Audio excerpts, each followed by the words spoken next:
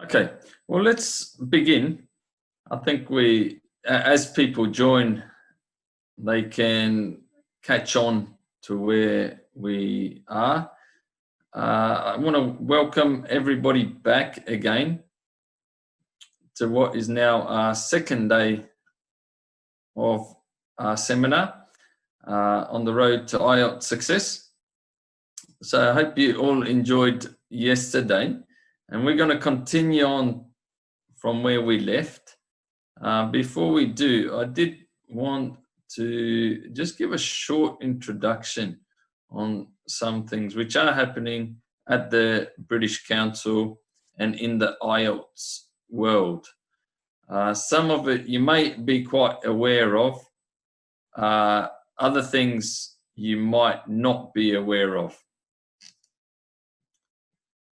So let's have a look at one such, I'm not sure if you could call it a progress, but it's the IELTS indicator.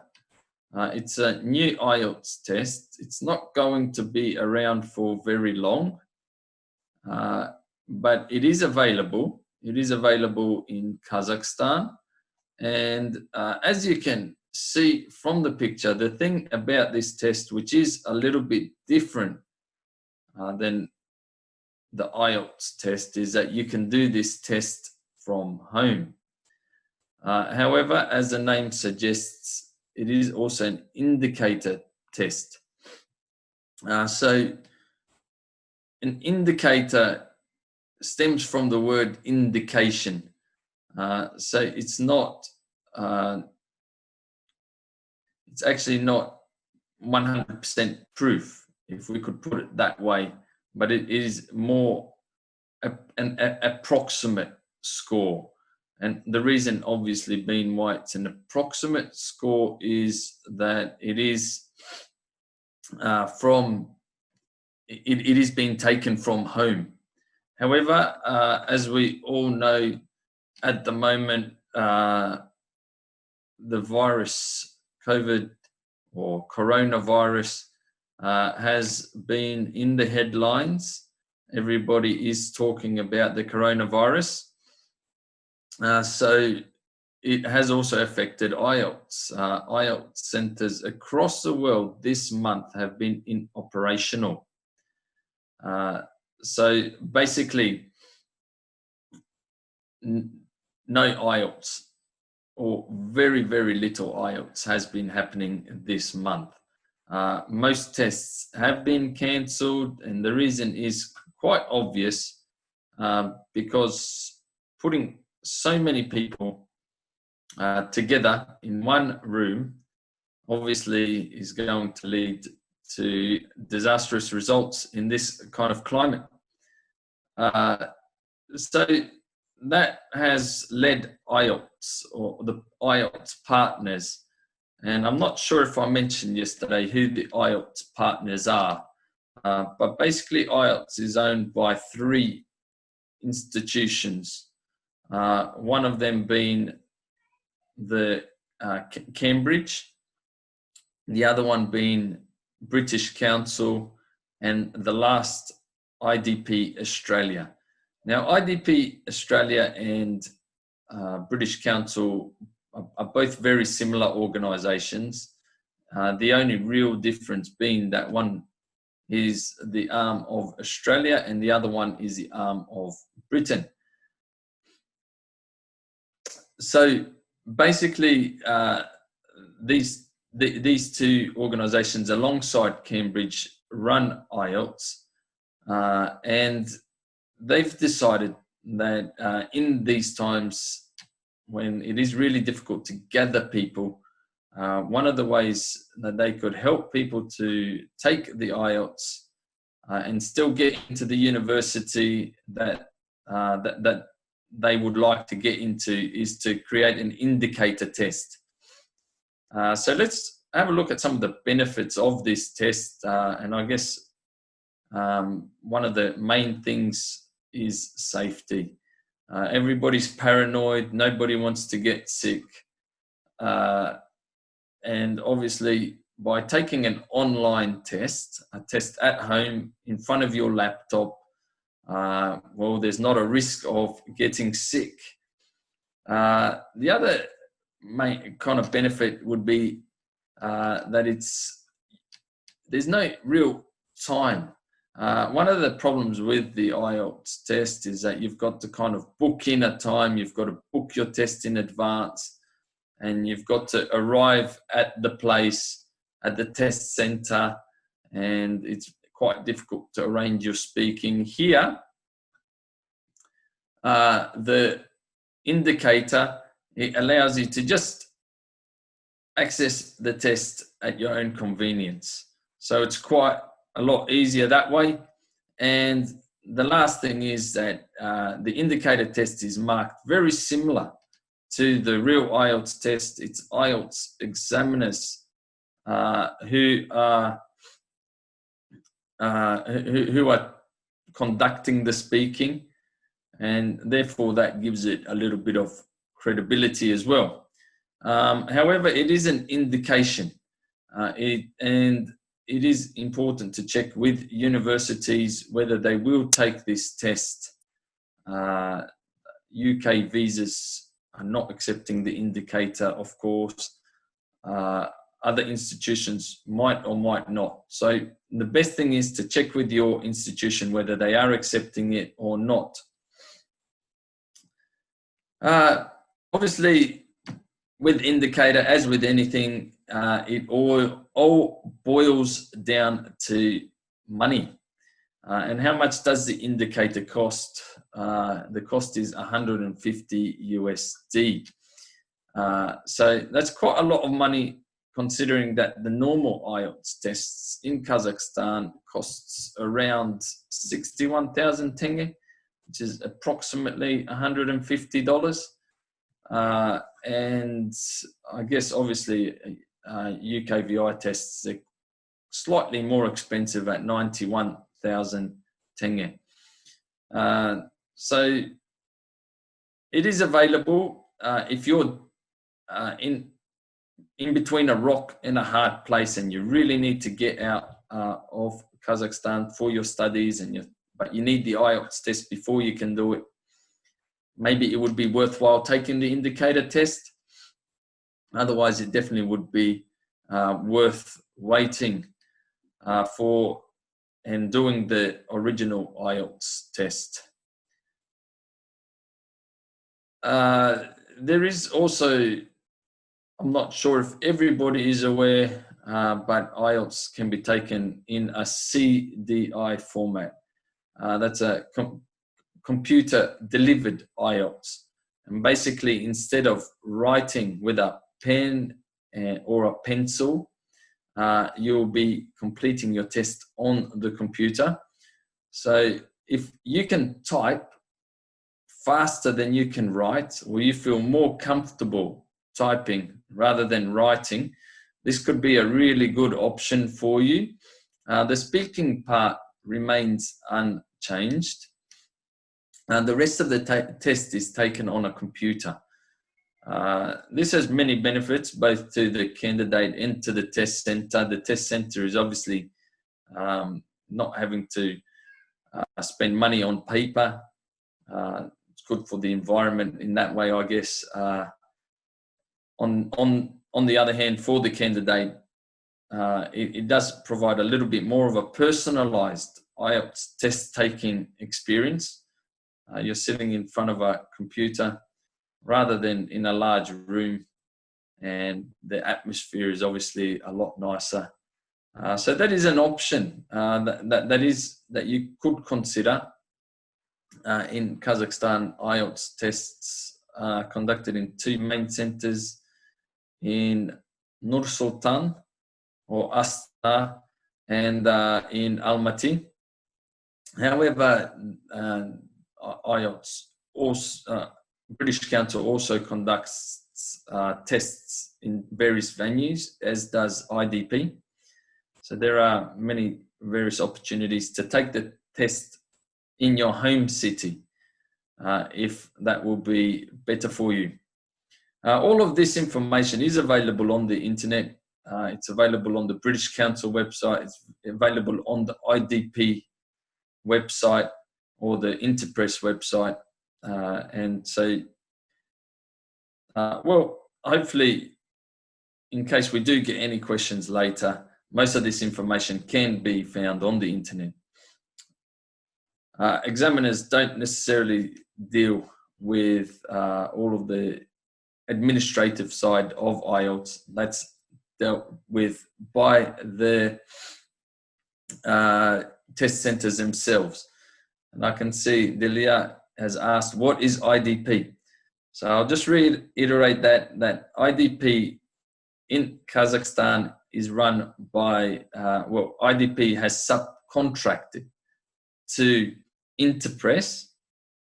And so Interpress runs IELTS, but it's not actually Interpress running IELTS, it's IDP who's overseen all of the process. And all the examiners at Interpress are IDP examiners. And IDP is the cultural arm of the Australian Embassy. Okay, well, let's go back to IELTS listening. And that's where we were yesterday. So if you've joined us today and you weren't able to come yesterday, what we basically did was we got a sheet similar to this one. We wrote down the numbers 1 through to 40, and we've been looking at some of the different listening tasks which you could possibly get when taking the IELTS listening test. So if you are just joining us at the moment, I would ask you to get a piece of paper and, in the same way as you can see on the screen, write down the numbers 1 through to 40. For those who were with us yesterday, at the end of the lesson, you'll be able to count up the amount of correct answers, and you'll be able to check your IELTS score. Again, this won't be an accurate score, but it will be something that you could possibly aim towards. Well, not aim towards, but something that you could possibly get. Obviously, the more you practice, the more you apply some of the principles which I have been sharing with you, the better your score can get. So if you do get a slightly lower score, obviously you can work towards improving that. So let's move on and have a look at table completion. So this is the next task that we'll be looking at. Table completion, as the name suggests, you have a table, there's information in that table which is missing. And obviously what you are doing is you're listening for that information and filling in the answers in the table. So steps to success in this. Firstly, we want to, as with many of the tasks, is understand how many words or numbers we can write.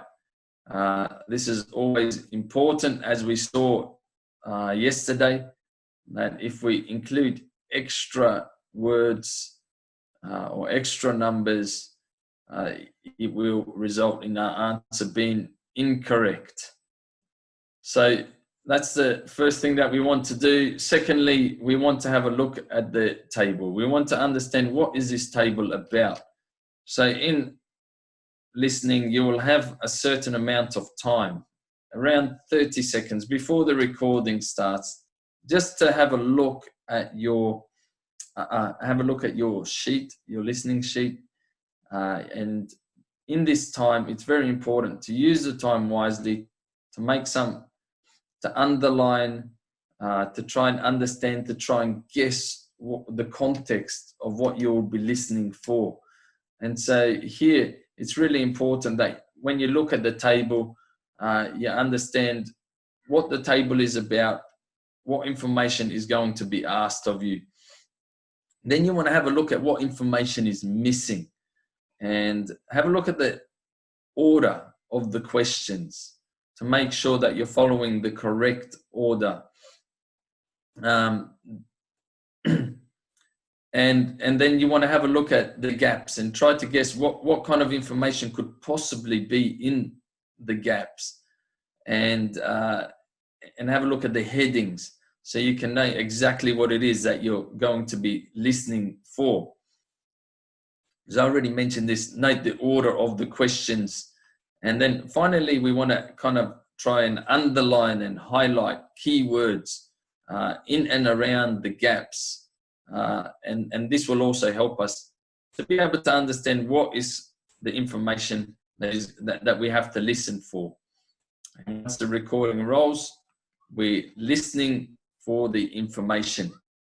I've got a little example here for us. And as you look at the table, a quick look at the table will let you know that this is all about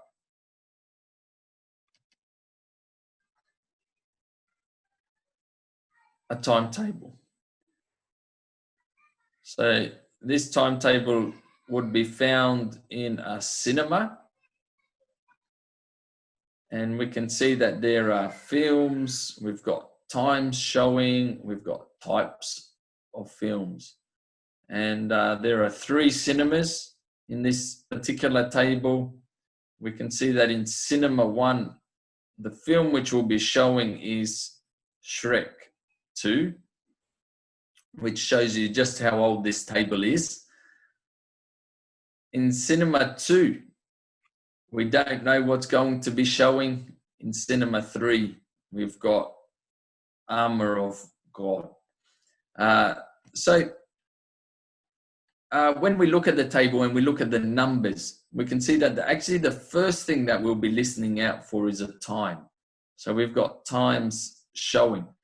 So the first film which will be discussed will be Shrek 2, but there won't be a time. So we have to listen out for the time when Shrek 2 will be showing.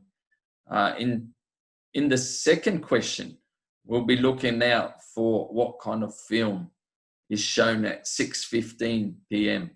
And we've got a little clue there, and what we'd really want to underline there is that it's a documentary. So when talk will start of a documentary film, that's when we want to really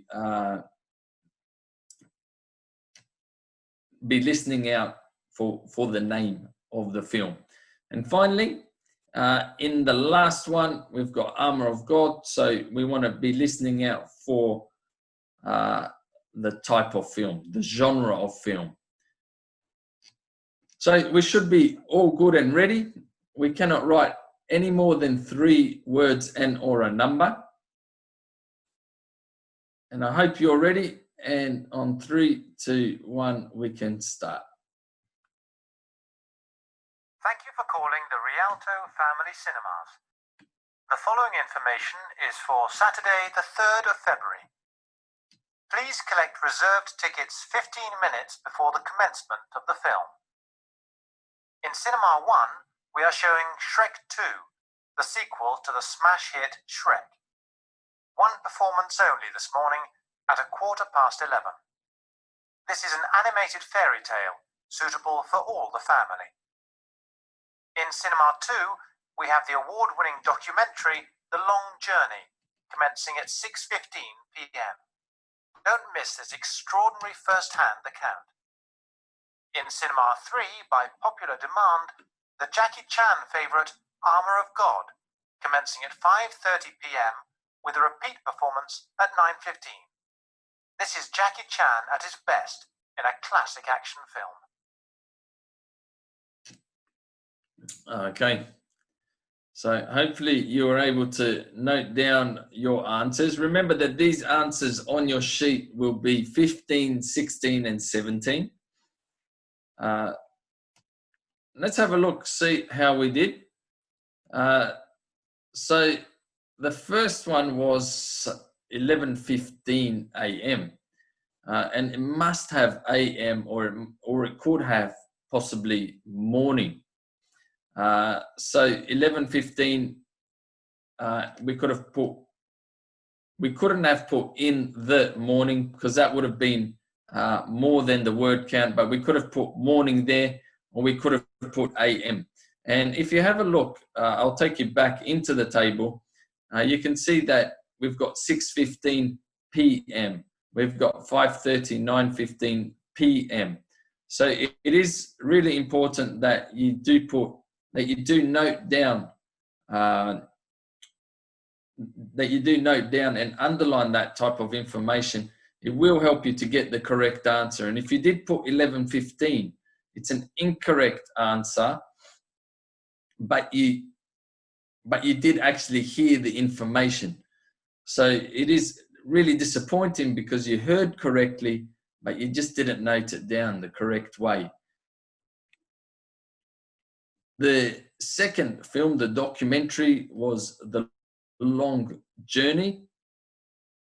And the last Jackie Chan film was a classic action film, or you could have just put action. Classic action or action film, all of those answers would be correct. And there we have it. Okay, let's move on to the next type. And these ones are short answer questions. Short answer questions, as the name suggests, you're writing up to 3 words in relation to the question. These can be slightly harder because you have to be listening out for quite a nice chunk of information. Just to stop us there for a quick second, I just want to remind you that yesterday we had a quiz. The winner was Medina. And today at the end, we'll also be having a quiz at the end of our talk, and we'll also be having a little bit of question and answer time together as well. So that'll be slightly different than what we had yesterday, but the quiz will be the same. So do stay with us until the end and participate in that quiz. Okay, so moving back to the short answer questions. Basically, in order to succeed in a short answer question, we really need to check how many words we can write. So same as most of the questions. Then what we need to do is we need to see if they're all in the same format. Are there any discrepancies in how the questions are phrased, in how they are written, in the information that they require? Sometimes short answer questions can require 2 words. Sometimes they can require 2 ideas. Sometimes a short answer question can be heavily weighted, meaning that one answer will give 2 points, or alternatively, one answer will only be, so you'll need to give 2 answers to get 1 point. So this information is important to have a look. Otherwise, you could miss out on some very important information, which it is necessary to give, and accordingly lose a mark.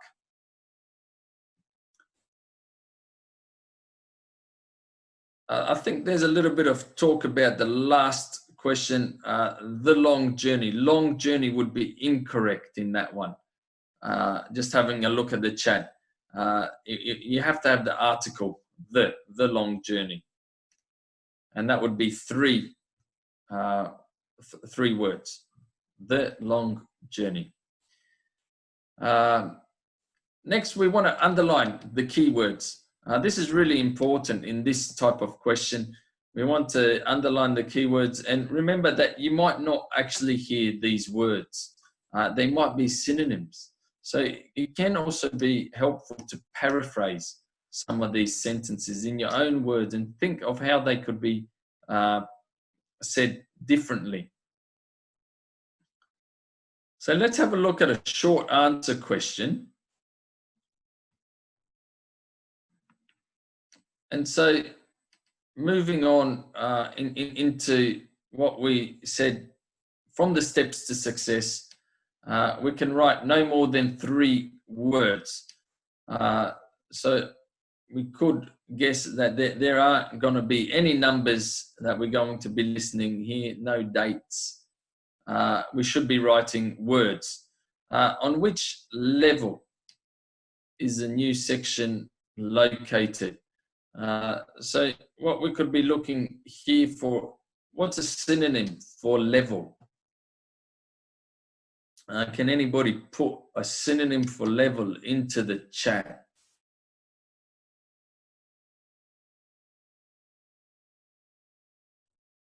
So I see floor from Azamat. Thank you. Yeah, floor is another. I live on the first floor. I live on the ground floor. So this is a type of things that we want to start to think about. We definitely would want to underline level. We want to underline new section and then possibly circle the location.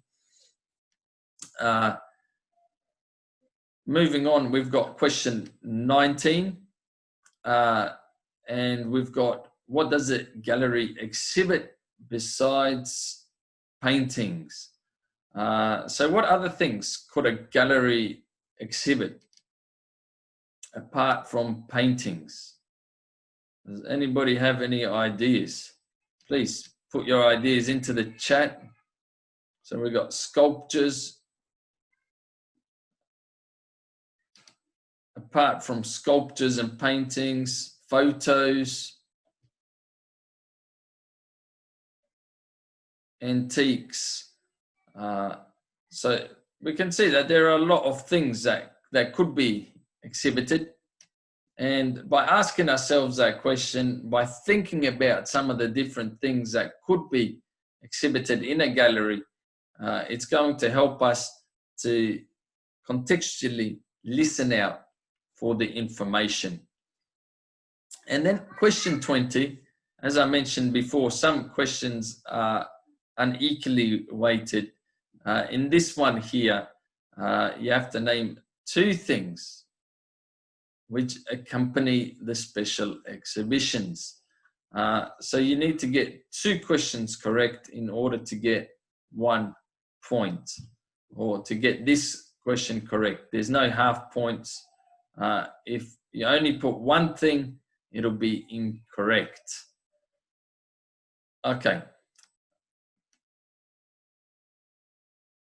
So in the last one, we're looking for things which could accompany special exhibitions. Let's have a look, see if we can be successful in this task. Oops, sorry. And 3, 2, 1, let's listen. Welcome to the City Art Gallery and to our gallery audio tour. The gallery was first established in 1875 and is now one of the city's most popular attractions.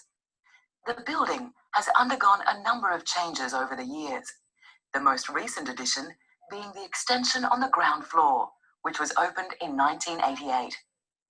The gallery houses some of the finest works of art in Australia, including Aboriginal, European and Asian paintings. There is a comprehensive Australian collection, which includes works from the early colonial period to the present day. In addition to the paintings on display, we have an excellent collection of photography, with photographs dating from the 19th century. As well as the permanent collection, which you will see throughout the building, the art gallery has a varied and exciting exhibition program, with approximately 30 changing exhibitions each year. Many of these exhibitions are accompanied by films and lectures, or occasionally by concerts. Now, let's begin our tour in the 19th century Australian Room. Okay, so let's have a look at our answers. And as you can see already, some of our guesses were already correct. So some people already said floor as a synonym of level, and it was in fact the ground floor. And people were also able to guess without even listening some of the things that could accompany, and that was photography or photographs. So either one of those two would be correct. Photos would be incorrect. Photography or photographs would be the two correct options there. Somebody's asking on ground floor, would that have been correct? Let me just, on ground floor would be grammatically incorrect because it would be on the ground floor. And so that would be 4 words. So only ground floor would be correct there. Somebody's asking collection of, what does a gallery exhibit besides painting? Unfortunately, I think a collection of photography, you would need to put an article in there as well, and that would have to be 4 words. And so that would be grammatically incorrect. In this, you don't want to write too much, especially when it's a short answer. We're not writing grammatical phrases. We're really just listening out for information. So if you write ground floor rather than on ground floor, which would then lead to you maybe making a grammatical error such as on the ground floor, it would be better just to minimize the amount of information you write.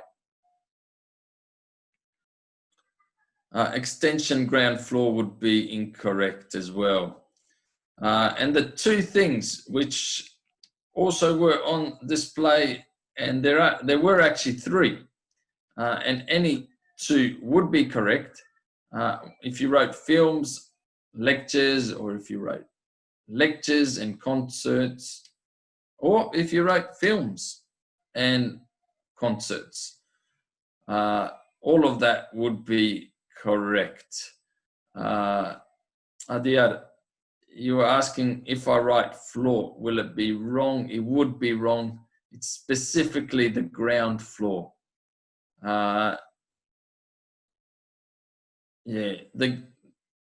Actually, the way floors are measured is actually quite interesting. It's quite different according to different cultures.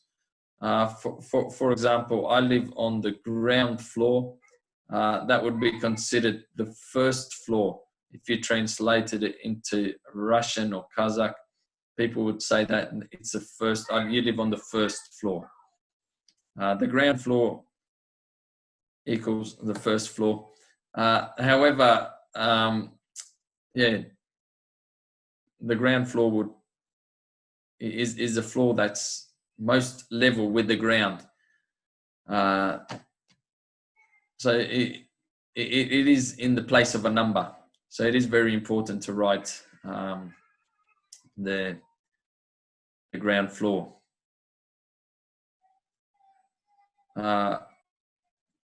Photography collection wouldn't be considered correct. Photography or photographs would be correct. Okay, let's move along to the next task. And our next task is multiple choice. And obviously, most tests in Kazakhstan are multiple choice tests. They're probably one of the most popular types of test questions available. Sorry, I can see some people are putting questions, whether they got the correct answer or not. And I think it's Ablayhan.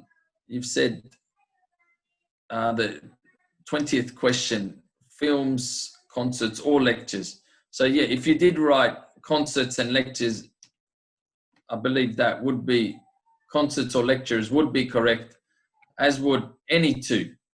A combination of any two of those three would be correct. So multiple choice, the most common type of question in any test, especially in Kazakhstan. I'm sure everybody knows about multiple choice. So again, read carefully. Here it's very important to underline keywords and maybe circle a few words. Highlight, obviously highlighting is going to be very difficult if you don't have a highlighter, which you can't take to the test with you. But basically underlining, circling. What you need to do as well is you need to try and rephrase in the same way that we were doing in the last test question. You want to be rephrasing this question, trying to put it in other words. This will make sure that you understand exactly what the question means, and that you can, because you'll be given several choices. It is very important in this case to understand the question. After you've read the question, make sure you've understood the question. You then want to have a read through the possible answers. And as you're reading through the answers, you want to underline the keywords. Think about what could be some of the synonyms, etc. Okay, so let's have a look at a multiple choice question. A multiple choice question in this instance is question 21, and it's a question about flamingos. Just in case you don't know what a flamingo is, I've included a nice picture of an elegant flamingo on the right. So it's a bird, and the question is, why do flamingos in captivity need to eat algae? Now, my question to you is, how important is it to understand what algae is? And I'm sure many of you look at the word algae and think, what the heck is algae? It's actually not important to understand what algae is. What's important to understand is, why do flamingos need it? So we've got three options. Why do flamingos need to eat this special food? And we've got to ensure they remain healthy. So it's a question of health, to supplement their diet, or is it to keep their bodies pink? So is it a question of health? Is it a question of a varied diet, or is it a question of keeping their body, keeping their color? So I'm sure we can all take a guess, but let's listen and see what the speaker says. Remember also, we're in part 2 here, so that's not quite specified, but we did say that there are 4 parts to the listening test, and we looked at some of the part 1 questions yesterday when people were talking to each other. This is part 2, where there's just a short general kind of topic. Okay, so let's have a look, let's have a listen, and remember, they might talk about all 3 even questions, but what we're listening for here is which one is correct. So let's have a go. So flamingos in zoos need to eat algae, do they? Why is that? Well, for a long while, flamingos living in captivity, for example in zoos, kept losing their delicate pink colour and fading to white. Then the zookeepers realised the problem was due to birds' diet. Weren't they getting enough food? No, that wasn't the problem. It was that in the wild, flamingos feed on a certain kind of algae containing chemicals called carotenoids, which give the birds their distinctive colour. Okay, so let's check what our answer was. And I think most people have cracked it.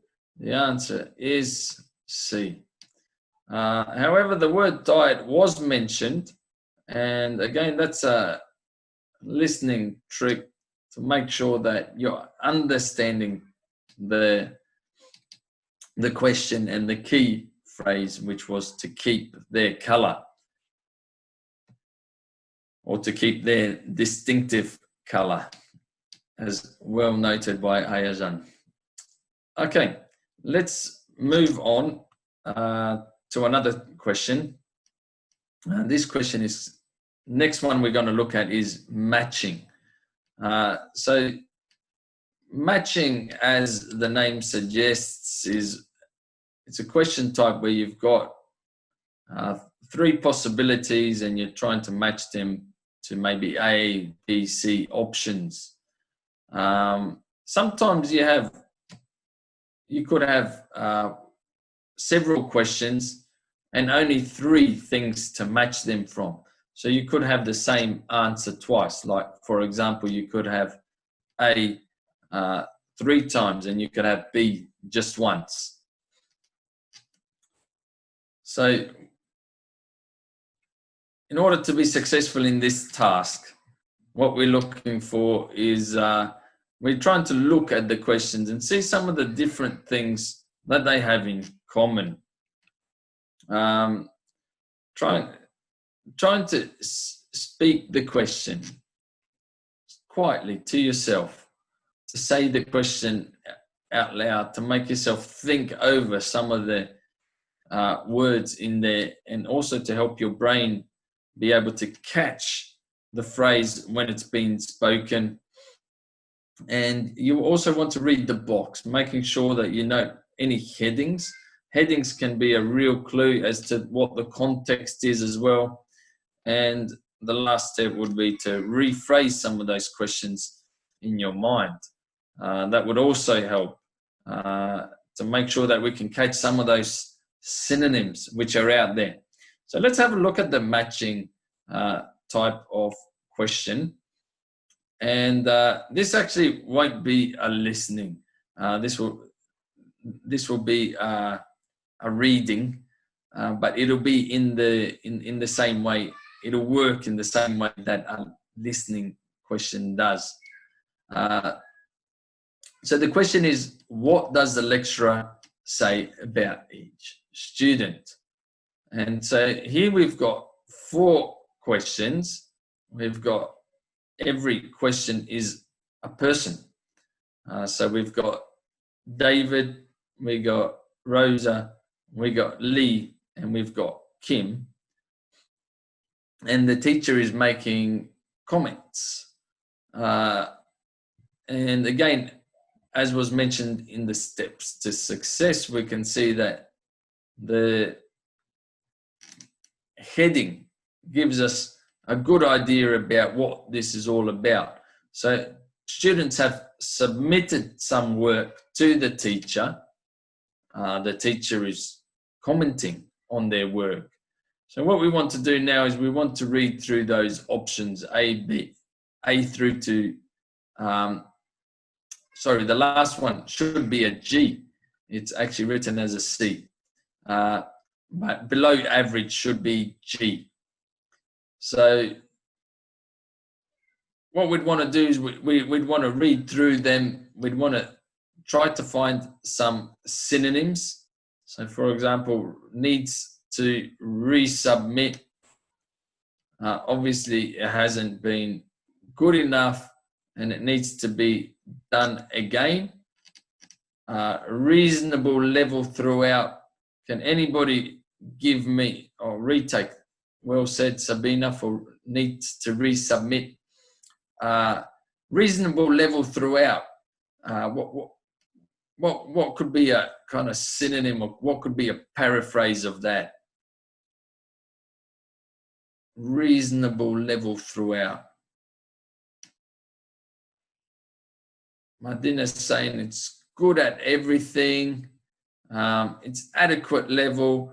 I guess another word could be it's average. It's almost not really good, but it's good enough. Okay, as Sultan said. Still to be marked. How do we understand that? Still to be marked. The teacher is still checking. Shows potential. Shows potential. What would that mean?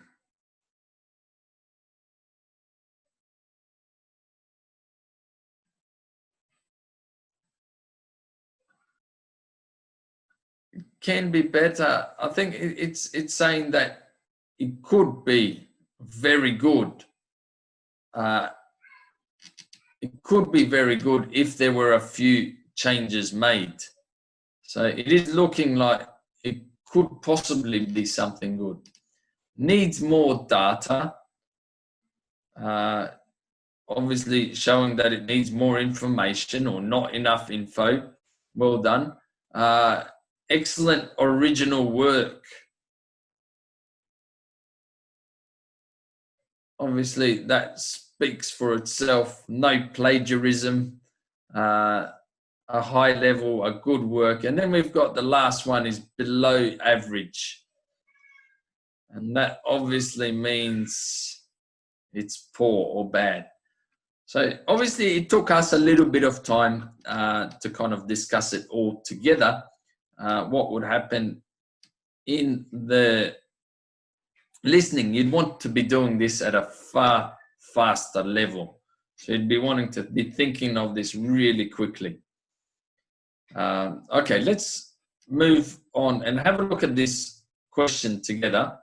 It's, as I said, it's going to be written, not an audio file. So you need to read through, and here's our teacher, and these are her comments, and we want to choose for David, Rosa, Lee, and Kim, an A to G. I'll give you about 2 minutes just to quickly have a look and see if you can match the correct answer.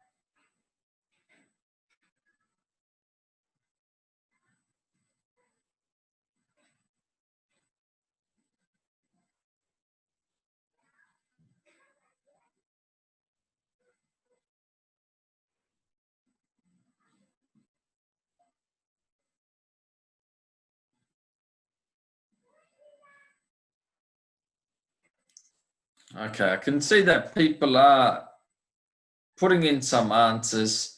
So let's move along and see if we can check whether we were correct or we were not correct.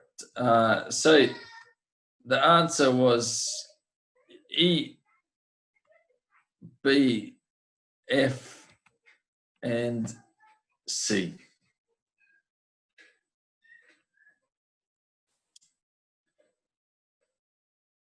So there's no lack of clarity here. It's quite clear whether you have got the correct answer or not. So just moving, so we've got E, B, F, and C, and moving back. So for David, he needed more data. We could see that he lacked the content. Rosa was a reasonable level throughout. Lee was excellent original work, and Kim still needed to be marked. Yeah, so that will clarify the CG mistake I made there. So Kim still needed to be marked. All right. Let's have a look at labeling a diagram. So sometimes in the listening, you'll see a picture or a diagram.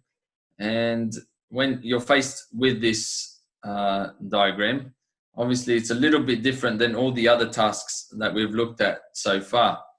There will be certain clues in the diagram which will help you. So let's have a look how to face a diagram. One of the first things that you want to do is you want to see how many words you should write.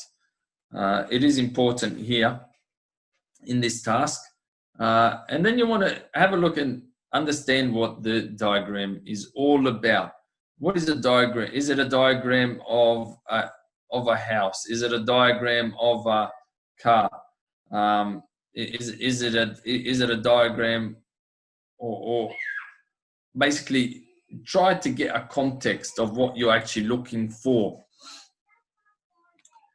This will help you in your listening. Then you want to have a look. Sometimes already some other labels will have been written out.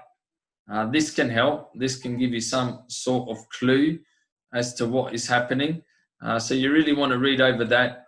And sometimes in a diagram, they will give you a box and the possible answers will be in that box. So then it becomes almost like a matching exercise that we did before, but with a diagram. Sometimes you will not get a box. So there is a possibility of either or. And then you want to think about some of as you look at the diagram, you want to think about what could this possibly be? Ask yourself that question, and that will help you to guess. Guessing isn't always correct.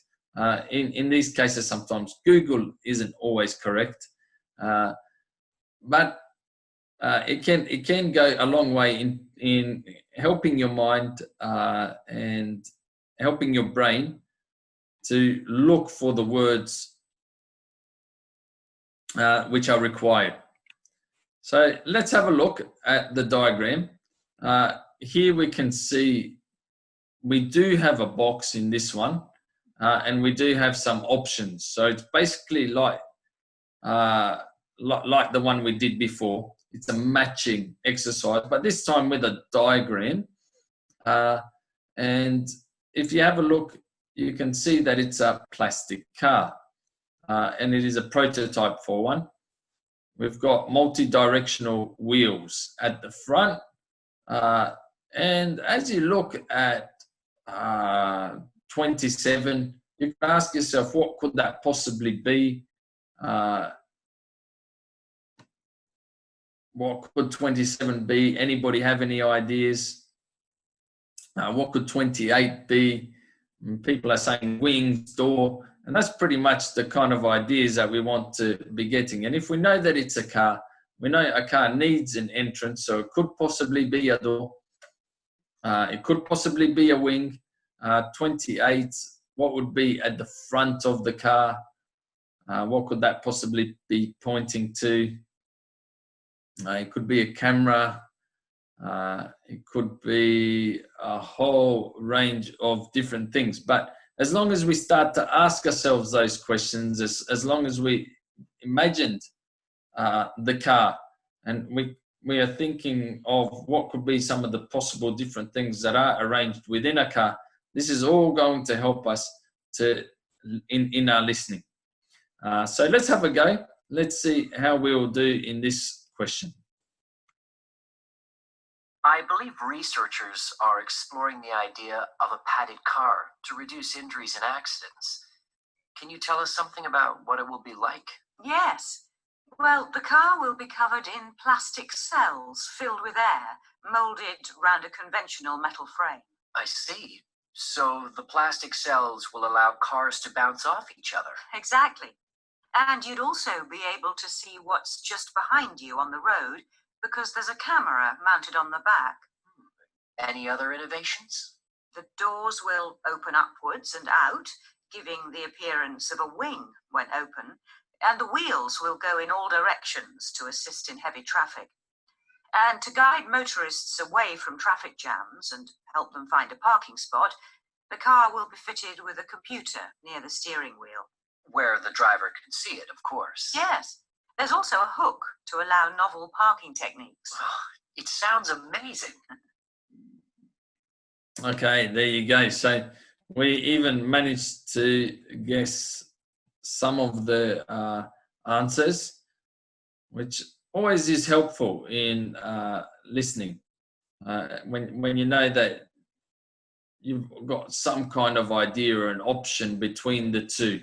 So 26 was C, 27 was D, and 28 was E. Okay, let's move along to our next question. And this is note completion. So here, obviously, you've got somebody taking notes in a classroom or at a business meeting, and some of the notes are missing. So what we'll be doing is we'll be listening to that lecture, or we'll be listening to that meeting, and we'll be trying to fill in those missing notes. So what we want to do is we want to, again, carefully look how many words we can write. You want to have a look at what type of notes have been written. Are these bullet points, or are these type of continuous notes?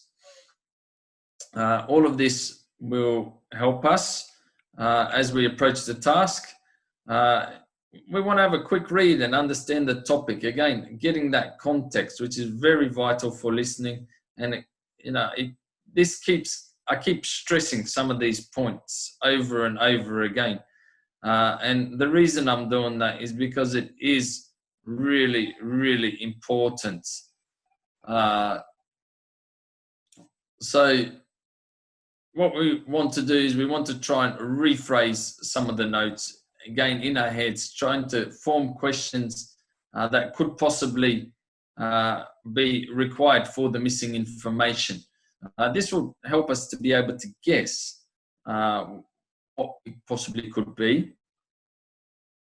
And then around the notes, we want to underline keywords. We want to be, basically all of these steps, they're a process.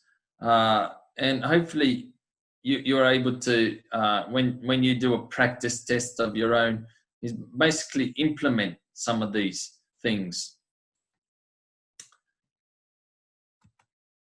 And then you want to make sure you know in which order or where the gaps are as you listen. So here we've got a little extract from, as you can see at the top, Lonely Planet. Is anybody aware of what Lonely Planet is? I'll let you comment in the comment section, but we'll move along. So what we've got here is we've got a bullet point saying head office located in branches worldwide. Yeah, so as we've said, Lonely Planet is a travel guide. It's also a company name. So we're not talking about planets out in space. We're talking about a company, and its head office is located where? That's what we're listening for. So we're listening for a country. We're listening for a city, as Ayajan pointed out. So uses a variety of to be competitive. So what kind of things could be used to be competitive? There we go, we've got it. For example, tracking customers or allowing name to be used by and some kind of noun. So let's not spend too much time on this one because we are slightly running out of time. So let's listen and see if we can jot down the answers. Lonely Planet is one of a number of highly successful publishers of travel books. The company is based in Australia, but also has offices in a number of other countries. The travel guide business is a highly competitive market, and so to compete, they have adopted a range of marketing strategies. One thing they excel at is tracking individual customers, which in turn allows them to measure how well their marketing is working. They've also licensed the name Lonely Planet to a TV program of the same name as part of their overall strategy. All right. So hopefully you were able to pick out the three words. The country, I think, was quite easy to hear. It was Australia.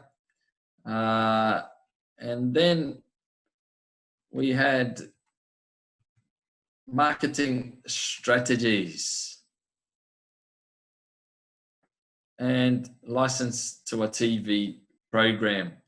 I've seen some people are putting in market. It really was marketing strategies that we were looking for. If we go back, uses a variety of. So it had to be a plural, a variety of something. So it can't be one thing. It has to be something which can be used in the plural. So marketing would be incorrect. It had to be marketing strategies.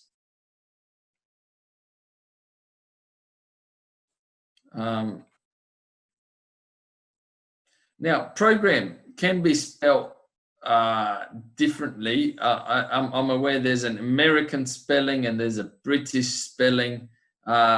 Both would be acceptable. So the American and the British spelling would be accepted there. I've only written in I believe the British spelling for that. But program would also be right. Spelled just with an M. Okay. Our next one is a flow chart. And a flow chart is basically something which it's a chart which will give you some kind of sequence. So you'll have when this thing happens, the next thing leads to this, and basically because of the sequence, you get these sequencing words, which will actually help you in your listening. One of the worst things that could happen in your listening test is for you to lose track of the numbers. So all of the questions are answered one after the other. For that, it is impossible. It is very important not to lose concentration. it is also very important not to lose track of where the speaker is speaking, because once you've lost track of which question is being answered at a particular time, then you've pretty much lost a series of maybe 5 or 10 even questions, and that's really not a good place to be at. So here, one of the things that really helps is that you've got these sequencing words. So as in many of the other tasks that we've discussed already, you want to look carefully at the questions and you want to know what the topic is, what's been discussed, the ever valuable context. Then you want to have a look at how this sequence works. Is it a simple straight down sequence? Is it something that's going across? You want to know in which order this sequence is happening. Next, you want to try to understand some of the words which are missing. Are they nouns? Are they verbs? As we saw in the last question, do we need something in the plural? Do we need something which needs an article, a noun? All of these hints will help us in being able to identify the word that we're looking for. So let's have a look at this flowchart. It's a very basic flowchart with a heading that gives away exactly what we're listening for. And we can see that it's all about olive oil production. We're not writing more than 3 words. Now you can see that question 35 requires 2 answers to be correct. So if we have a look at the first one, olives picked. What kind of things are we looking for there? So you want to be asking yourself that, is it, what could this be about? Is it a place? Is it a location? Is it a time? Asking yourself these questions will help you to pick it out that little bit quicker when the listening starts. Fruit taken to the. It's taken to the is a place. It could be a factory, as Noray said. It could be a machine, possibly. The one in the middle is already done for you, so that's good to read. Extra virgin oil produced from first pressing. Then we've got product bottled and something that goes with bottled. And then lastly, it's transported to markets, something and something. Underlining the word market, what will help you here is the extra virgin oil produced from the first pressing. You're not really being asked about this, but underlining some of the words there will help you to know if you miss a question, you can then quickly catch up when you hear that sentence. All right, let's have a listen and see if we can get some of these words. The production of olive oil is an expensive business. The best oil comes from olives that have been hand-picked, as machines tend to damage the fruit. So the first step is to pick the olives by hand. After this initial process, the fruit is transported to the mills where it is carefully crushed. Incidentally, the very best oil, known as extra virgin oil, comes from the first crush. The paste, which results from the crushing process, is mixed until oil droplets form, and the precious liquid gold is then bottled in beautiful containers and labeled to show its origin. The oil finally finds its way into shops and supermarkets, both at home and abroad.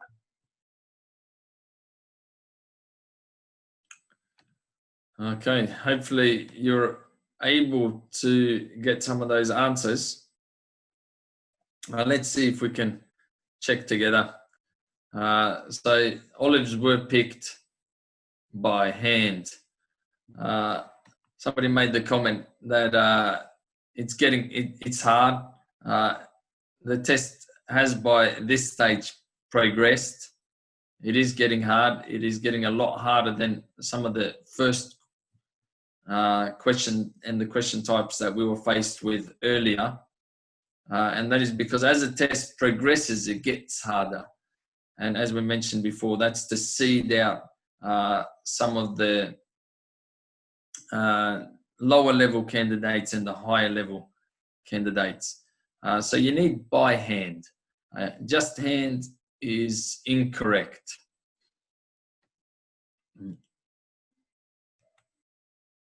So it was taken to the mills, and then it was bottled and labeled.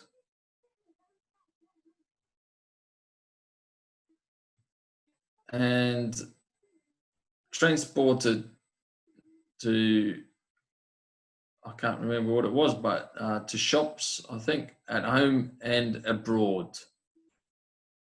So those would have been the required answers if you wanted to have full points.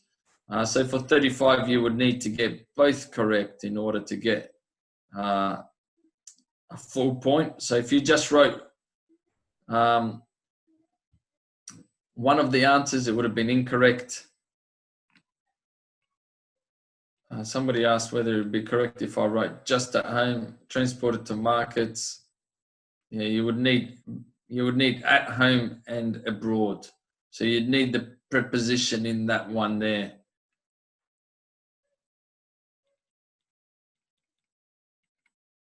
Okay. So yeah, home and abroad, Olazas, would be incorrect. You'd need the preposition in there. One of the good things about going through some of these questions together and making the mistakes here and seeing where your mistakes are would help you to then, in future tests, concentrate on some of these errors.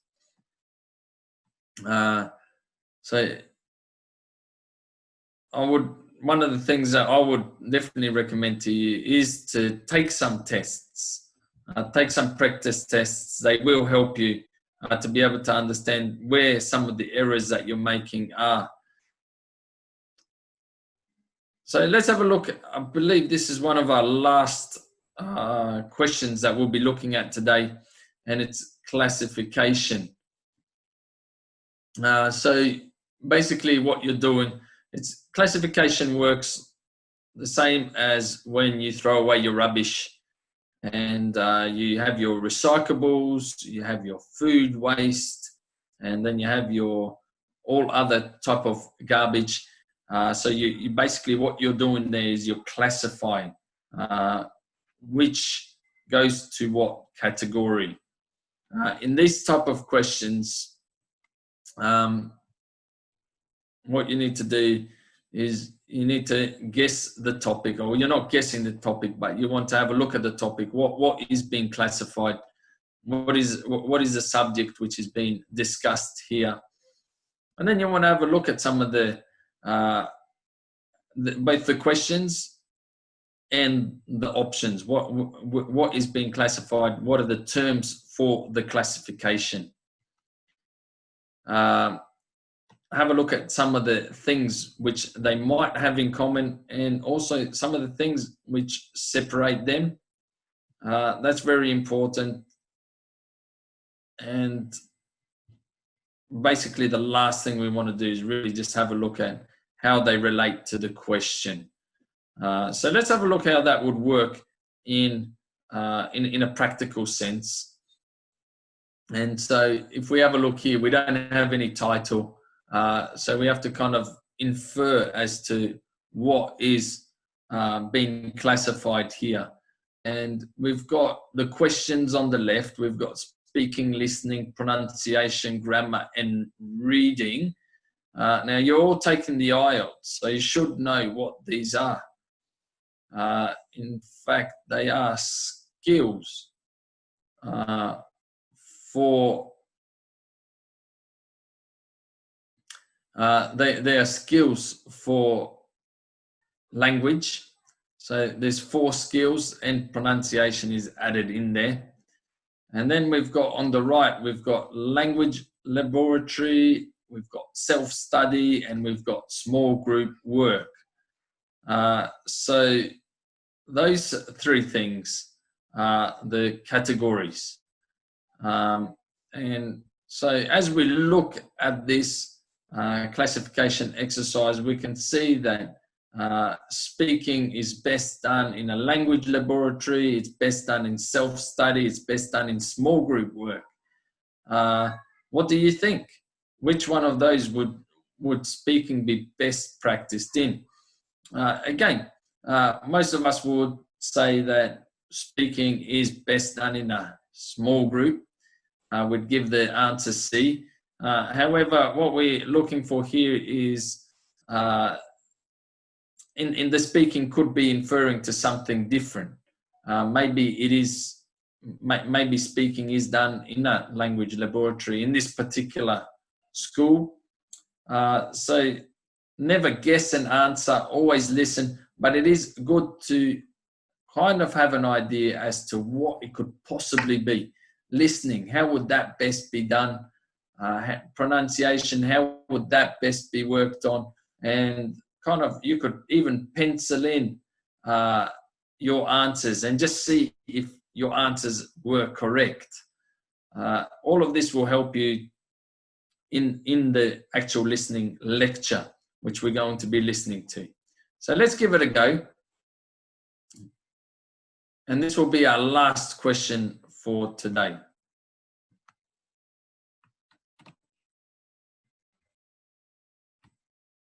Some people believe that when you're learning a language, the best way to improve your speaking is in the language laboratory.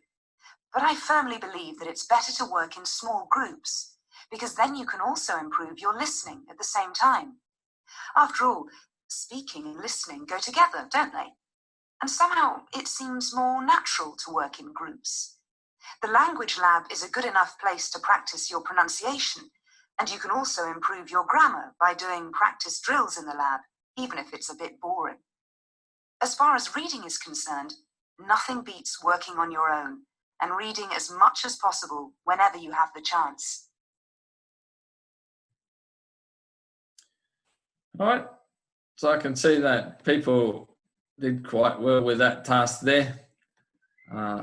Correct answers are popping up on the chat, so well done. We had C, C, A, B. So right now, what you could do is you could have a look and see how many answers you got correct out of 40. So what you'd want to do is you want to calculate all your answers. So some people here are already posting how many they got correct. And now what we've got is basically a calculator that we can use. So if you got 35, you'd be looking at something of a band 8. If you got 36, also an 8. 28, you'd be looking at something around a 6.5. So just to give a little bit of context here, we did work through these together. We looked at them in quite detail. It took us quite a long time to get through all of this. However, in the test, you'll have a lot less time. So what will happen, we're going to be sending out homework. And what we wanted to do was we wanted to send you a full test. And if you took this test, if you listened through it under the time pressure, and then saw what kind of mark you could get. That would be very helpful for you. And again, the more practice you get, the better it is. So it is something that is very helpful. I've got a question here about whether it was a general or academic IELTS. General and academic IELTS both have the same listening section. The reading and the writing is what's different. The speaking stays the same as well. So it's just the reading and writing tasks which are different for general and academic. And the reading is slightly easier, and the writing tasks are different, and the question types are easier. Okay, well, as promised, we said we're going to have a look at, we're going to have a quiz. And just again, going back to this level, so IELTS can be taken to get into a place. Some people take the IELTS to check their level. So basically you can kind of see where your level is from this graph here. So if you did get something very high, you've got an advanced level. All the 8s, you're obviously advanced. All the people that got maybe a slightly lower mark, you can have a look at. I think most scores that I was seeing there would have been an upper intermediate or an advanced score, which are all very good levels to have. Yeah, so let's have a look at our 5,000 tenge quiz for today. Yesterday I put the question up there, who wants 5,000? Everybody said we all do. So I can see a lot of you have stayed on, and remember our rules. The rules are the winner is the first person to put all the correct answers into the chat in one message. So it's important that you do put the answers in one message, not in 3 or 4 messages across the board. You want to put it all into this, all in one line, and then press enter. Okay, so our first question is a true or false question.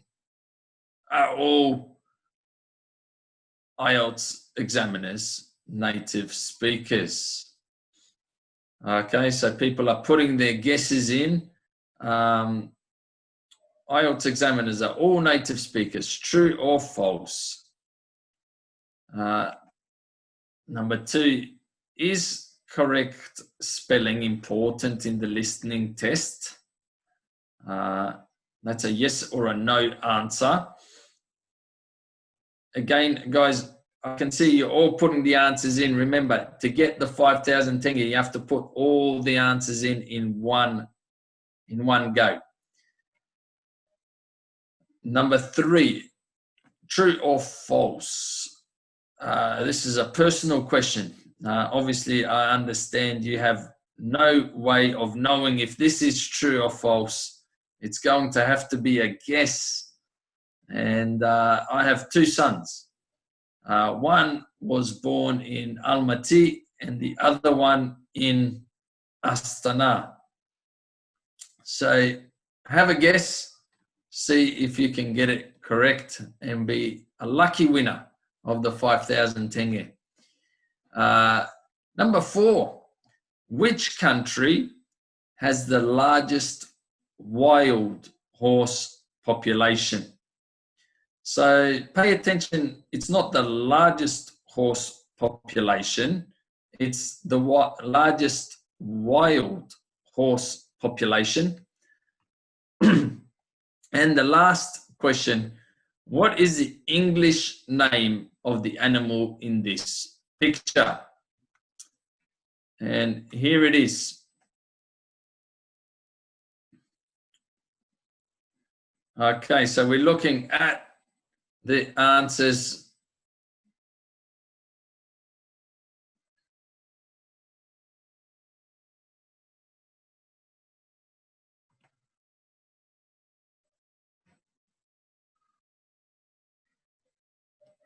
And I hope our admin team are there, able to pick out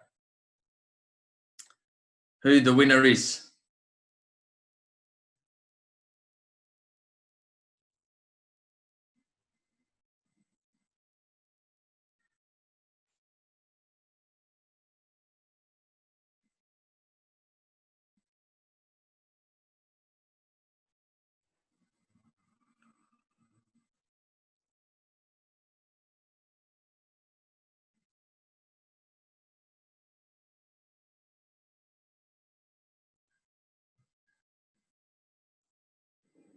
Okay, I'm here. The winner is Nuray Ganieva. Can All you right, do you want to say that again? Nuray Ganieva. All right, congratulations to Nuray Ganieva. So congratulations, you should text us and we will send you your prize. Excellent. Okay, so let's just go through the answers together. IELTS examiners are all native speakers. That is false. In Kazakhstan, there are many Kazakh, Russian IELTS examiners. Is correct spelling important in the listening test? Yes, it is. True or false? I have two sons, one born in Almaty and the other in Astana. No, it's actually false. I did have one son who was born in Almaty. The other one was born in Aktabe. So that was a curveball, just to make the question a little bit more based on luck. The country with the largest wild horse population is Australia. I think, if I'm not mistaken, currently we have 400,000 wild horses roaming freely. We did have at one stage up to 1 million horses. Unfortunately, they were very destructive to the environment and we had to cull them, or basically get up in a helicopter and shoot them dead. So Kazakhs who love eating horse, please come to Australia and ugoshaitis. There's plenty of horse meat out there for you. The English name of the animal in this picture is a platypus. The platypus, very interesting animal, only found in Australia. And yeah, what else can we say about the platypus? It's on the 20-cent coin, 20-cent Australian coin. All right, so duckbill. I'm not sure what a duckbill is. In Australia, this is called the platypus. I think duckbill might be a weird could be possibly a weird way of saying platypus, but it's an incorrect way as far as Australians are concerned anyway. So we do have a little bit of time for question and answer. So let's begin some question and answer time. Alton.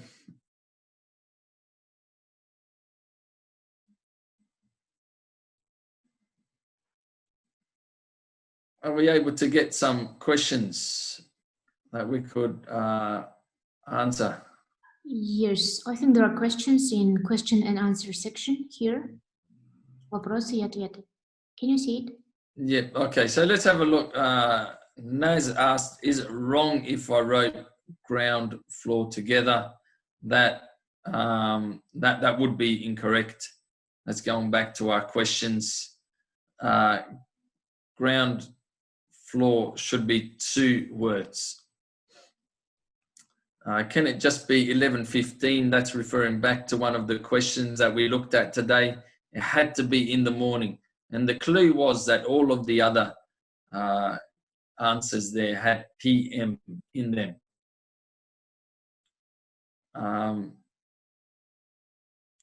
should I put a comma between the two words? Don't put commas in.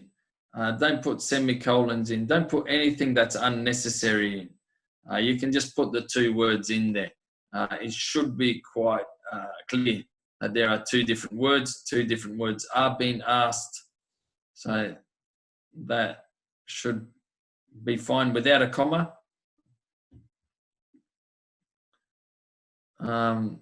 Some of these questions I'm not 100% sure what they mean, so I do apologize if I'm not answering your question.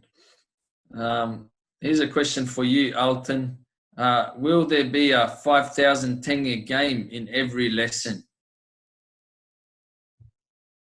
Yes, there will be. And when will our next lesson be? Next lesson, tomorrow. Okay, same time as today? Yes, but there will be a different teacher. Amin. Yeah, tomorrow there'll be one of my British Council colleagues, Amin. He's English. He's got a much nicer accent than I have, and I'm sure you will enjoy him a lot.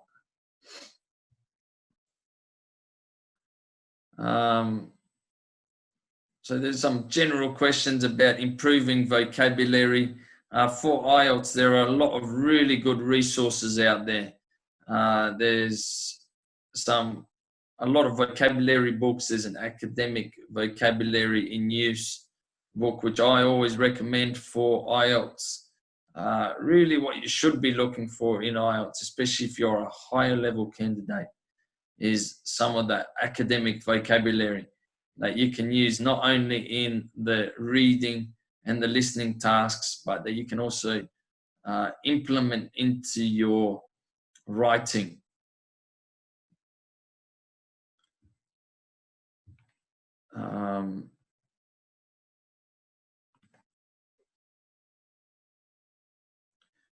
What kind of accent do you recommend to listen to in order to improve your score for the IELTS?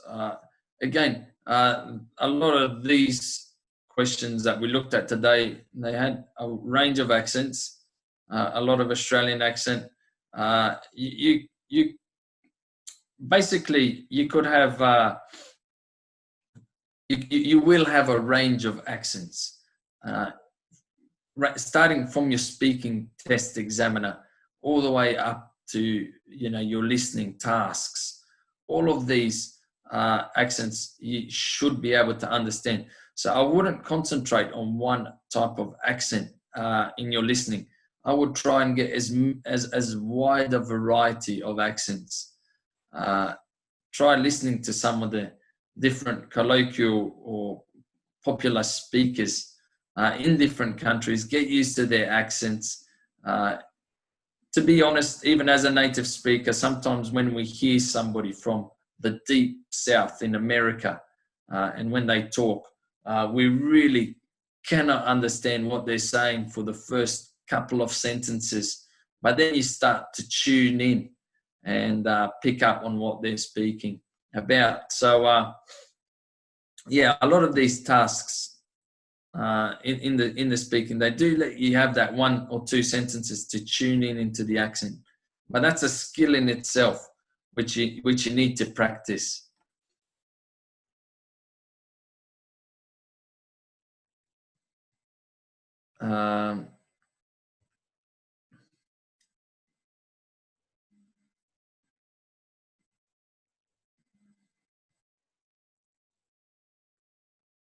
Somebody's asked about speaking. Can we use academic vocabulary in speaking? It's an interesting question. It sounds very weird when somebody tries to use big words when speaking about very easy topics. So speaking part one, if you were throwing in academic words there, it would sound very, very unnatural. but we'll be getting to speaking in the future, so we'll probably cover a bit of that next week in our lessons on Tuesday through to Friday.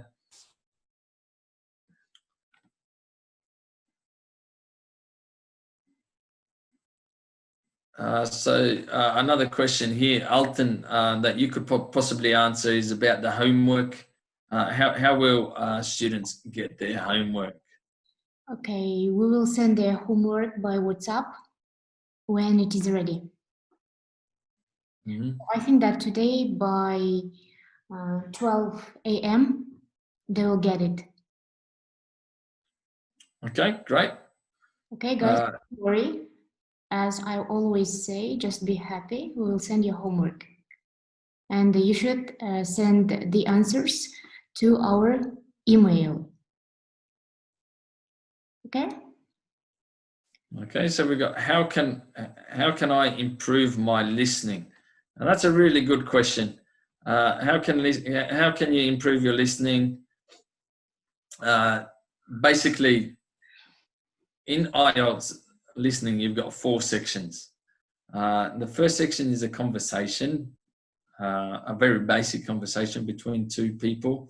So the second one is a short speech. Third one is a more complex conversation between people, and the last one is a lecture.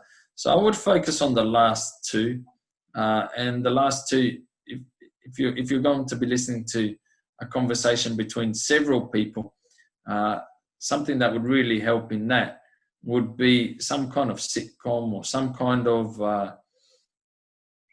soap opera where people are talking back and forth to each other. Also, what would help you to improve your listening for section 4 would be lectures. Some people find TED Talks quite interesting. There are a lot of things which different people find interesting. I would, at the end of the day, say it all comes down to motivation. So if you're going to be listening to something and you find it incredibly boring, it's not going to help you to improve your listening, because you're constantly going to be thinking about how to finish your time, how to get onto the next thing that you need to get onto. Whereas when you're listening to something that you're really interested in and that's really absorbing you, then obviously you're enjoying the process. The process is lasting longer and it's getting more of your attention. So if you're into movies, listen to movies. If you're into TEDx talks, listen to TEDx talks. Don't be flustered if you can't understand everything. Oftentimes when you listen, you can't understand everything, and that's fine. At the beginning of a lot of films, as they set the scene, there's a lot of really, really complicated vocabulary, a lot of very complicated speech happening. And sometimes when I watch movies together with my wife and she's like, oh, I'm not going to understand this movie. It's just too complicated.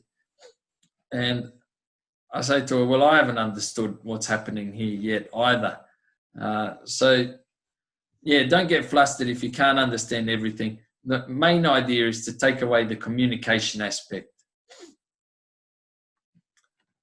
In speaking, we've got another question about accents, US or British. Don't worry about what accent you speak in. You probably won't speak in a UK or a US accent. Your accent will be your own, and that's fine. But we'll get to that when we talk about speaking. Is it useful to listen to BBC News? It could be useful for your listening skills. It is propaganda, and so in that fact it could damage your mind. No, that's a joke.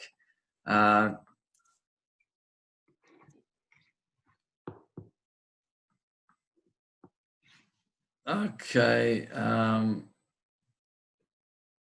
What kind of podcasts, TV programs can you recommend? Again, it depends on your personal interests. for everybody, it's going to be different.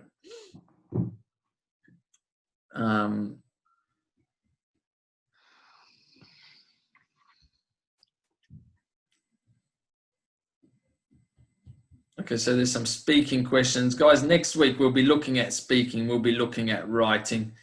Tomorrow, Amin is going to have a look at reading with you. And so, but next week I'll do a couple of sessions on reading, on speaking and writing.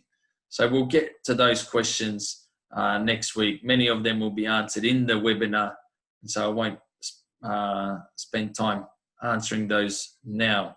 Now, there is a good question about whether you should watch films with subtitles or not, and that is debatable. Some people find it very difficult to catch what's being said without subtitles. Sometimes I like to watch films with subtitles so I can catch the full plot of the film. So if you're really struggling with a film, put the subtitles on. However,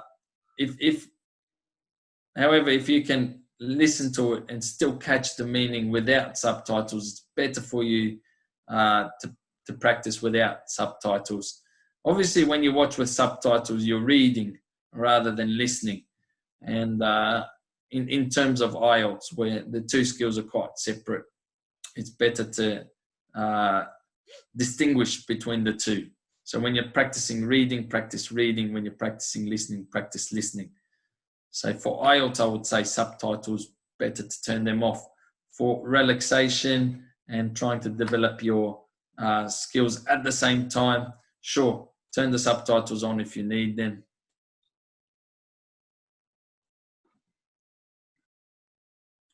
So somebody's asking whether the examples that we used today, whether there were more examples or more real tasks.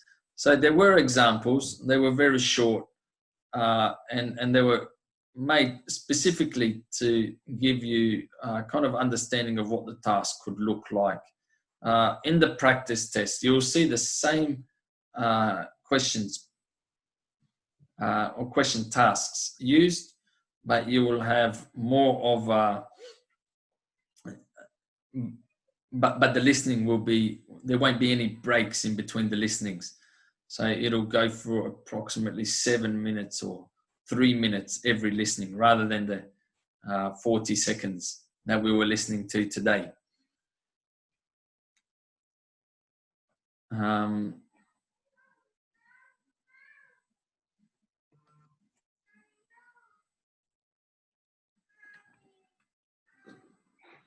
So a lot of people asking about the films. What kind of films should we be watching? Can you recommend any films?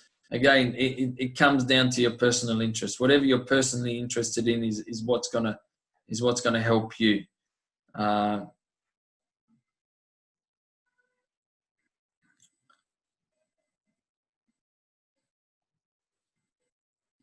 There are rumors that even the native speakers can't catch the words right from shows, etc. Yeah, they're not rumors. Some accents can really catch you off if you're not used to it. An Irish accent or a Scottish accent, if you're not used to that accent, it can really catch you off guard. I think there was a movie in which Brad Pitt acted as a traveller.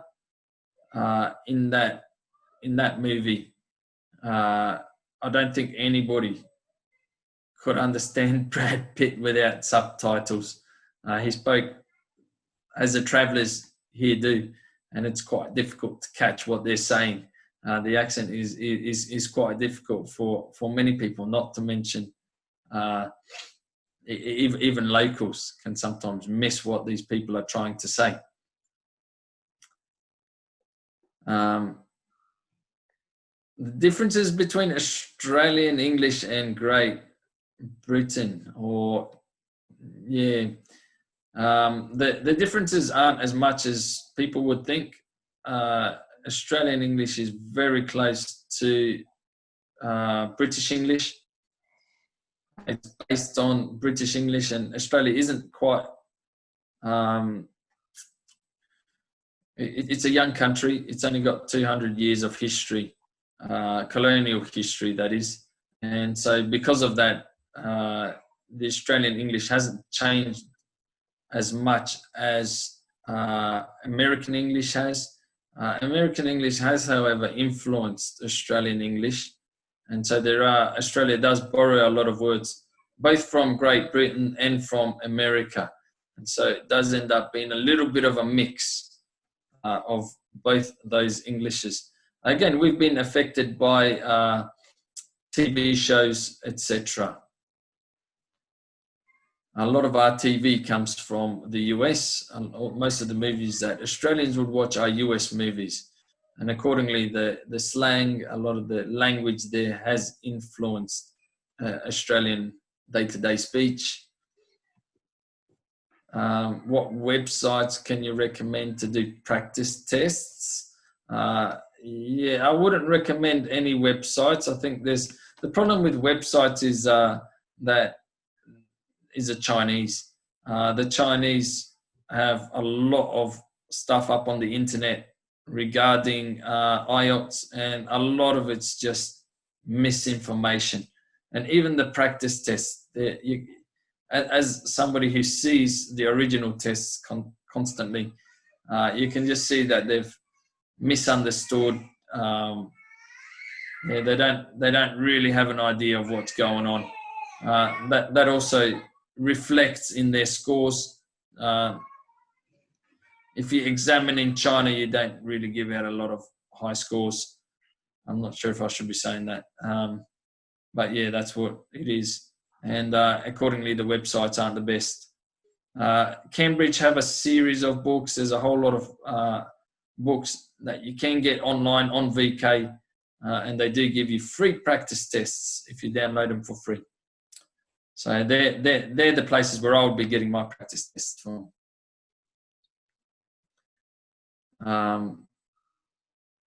Somebody's asking about sites for practice with native speakers. There are a lot of them out there. You'd be better off Googling that. I haven't myself gone on any of those sites for obvious reasons. But yeah, if you Google, there are a lot of language exchange sites that you can go on and meet people and practice your English with.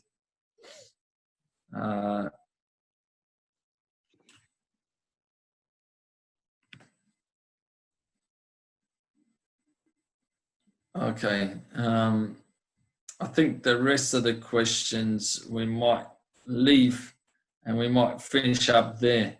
What do you think, Alton? Okay, we can finish. I think it's already time. It's too late. People should go to sleep. All right, great. Well, enjoy your evening, and we'll be looking forward to seeing you next week. Remember that tomorrow you have there'll be webinars with Armin, a really great examiner and a great bloke in general. So I'm sure you'll enjoy him. So all the best to you, and goodbye.